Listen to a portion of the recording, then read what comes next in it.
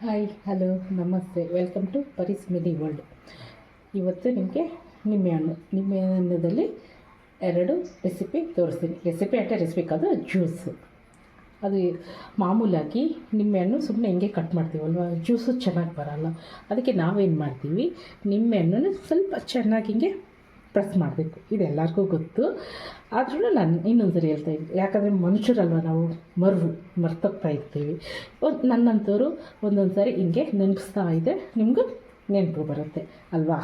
ಯಾಕಂದರೆ ನಾವು ನಿಂಬೆಹಣ್ಣದಲ್ಲಿ ಚಿತ್ರಾನ್ನಕ್ಕೆ, ಆಮೇಲೆ ಬೆಳಿಗ್ಗೆನೇ ಜ್ಯೂಸ್ ಕುಡಿತಾ ಇರ್ತೀವಲ್ವ, ಒಂಚೂರು ಈ ಥರ ಎಲ್ಲ ನಿಂಬೆಹಣ್ಣುಗಳು ಎಲ್ಲ ಹಿಂಗೆ ಕಟ್ ಮಾಡಬೇಕು. ಕಟ್ ಮಾಡಿದ್ಮೇಲೆ ಜ್ಯೂಸ್ ತೆಗಿತೀವಲ್ವ, ಮಾಮೂಲಿನೇ ಹೀಗೆ ಜ್ಯೂಸ್ ತೆಗಿಯೋದು.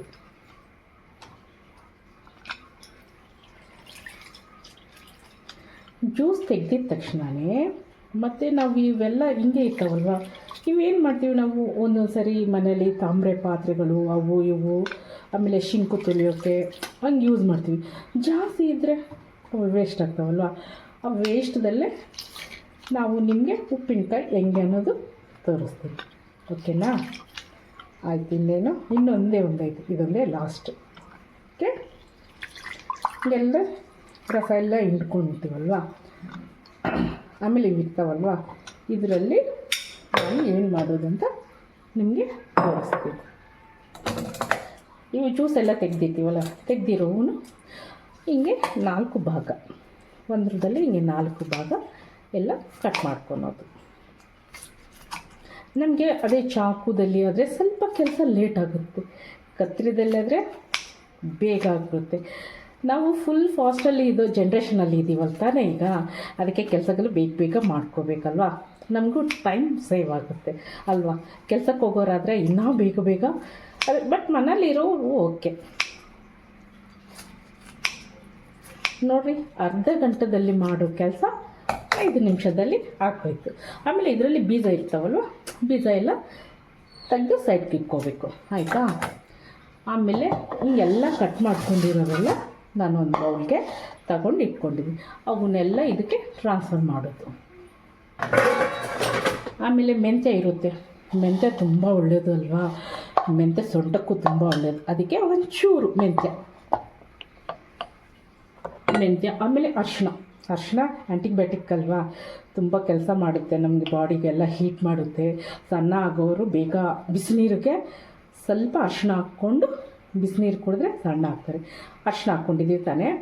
ಆಮೇಲೆ ಇದು ಉಪ್ಪಿನಕಾಯಿ, ಅದು ಏನು ಗೊತ್ತಾ, ಈಗ ಒಣಗೋಗಿರೋವಲ್ವ, ಜ್ಯೂಸ್ ತೆಗೆದಿರೋದು ಸಿಪ್ಪೆ ಬಿಸಾಕಬೇಡ್ರಿ. ನೀವು ಅಷ್ಟೇ, ಇನ್ನೊಂದು ಸರಿ ಬಿಸಾಕಬೇಡ್ರಿ, ಈ ಥರ ಮಾಡ್ಕೊಂಡು ತಿನ್ನಿರಿ, ತುಂಬ ಚೆನ್ನಾಗಿರುತ್ತೆ. ಅರಿಶಿಣ ಹಾಕ್ಬಿಟ್ಟಿದ್ವಲ್ವ, ಆಮೇಲೆ ಇವು ಎಷ್ಟಿದ್ದಾವೆ ಅಂತ ನೋಡಿಕೊಂಡು, ಉಪ್ಪಿನಕಾಯಿಗೆ ಉಪ್ಪು ಜಾಸ್ತಿ ಹಾಕಬೇಕು, ಉಪ್ಪು ಹಾಕ್ಕೊಳೋದು.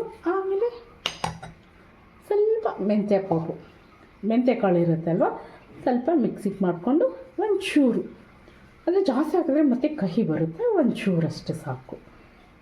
ಇದಾದಮೇಲೆ ಹಸಿಮೆಣ್ಸಿನ್ಕಾಯಿ ಇರುತ್ತಲ್ವ, ಹಸಿಮೆಣ್ಸಿನ್ಕಾಯನ್ನ ಹಾಕ್ಕೋಬೋದು, ಇಲ್ಲ ಅಂದರೆ ಅಚ್ಚ ಖಾರ ಪುಡಿ ಅದಾದ್ರೂ ಹಾಕ್ಕೋಬೋದು. ಹಿಂಗೆ ಹಾಕ್ಕೊಂಡು ಚೆನ್ನಾಗಿ ಕಲಸ್ಕೊಬಿಟ್ಟಿದೆ ಎಲ್ಲ. ಅದು ಗೊತ್ತಾಗುತ್ತೆ ನಮಗೆ, ಅಂದರೆ ಇದಕ್ಕೆ ಸ್ವಲ್ಪ ಜಾಸ್ತಿ ಹಾಕ್ಕೋಬೇಕು. ಉಪ್ಪಿನಕಾಯಿಗೂ ಉಪ್ಪು ಜಾಸ್ತಿ ತಾನೇ ಹಾಕೋದು, ಉಪ್ಪು ಅರಿಶಿಣ ಆಮೇಲೆ ಖಾರ ಇದ್ದರೆ ಉಪ್ಪಿನಕಾಯಿ. ಆಮೇಲೆ ಹೆಂಗಿರುತ್ತೆ ಗೊತ್ತಾ, ಇದು ಒಂಥರ ಉದುರು ಥರ ನಮ್ಗೆ ಅನಿಸಿದ್ರೆ, ಉದುರುದು ಐತೆ ಅಂತ ಅನಿಸಿದ್ರೆ ಒಂಚೂರು ಜ್ಯೂಸ್ ಹಾಕ್ಕೊಳೋದು, ಒಂಚೂರು. ಆಯಿತು, ರೆಡಿ ಆಯಿತು. ಇದು ಒಂದು ಬಾಟ್ಲಲ್ಲಿ ಹಾಕ್ಕೊಂಡು, ಆಮೇಲೆ 2 ದಿವಸಕ್ಕೂ ಸ್ವಲ್ಪ ನೋಡಿಕೊಂಡು ಉಪ್ಪಿನಕಾಯಿ ರೆಡಿ.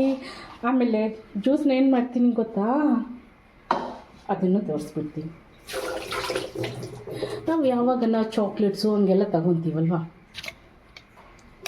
ವೇಸ್ಟಿಗಂತ ಬಿಸಾಕ್ತೀವಿ.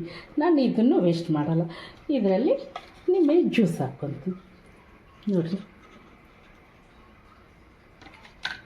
ಹಾಕ್ಕೊಂಡು ಫ್ರಿಜ್ಜಲ್ಲಿ ಇಟ್ಕೊಂಡು ಬೆಳಗ್ಗೆನೆ ಬಿಸಿನೀರು ಜೊತೆಲಿ ಕುಡಿಬೋದು. ಅದೇ ಬೇಸಿಗೆ ಆದರೆ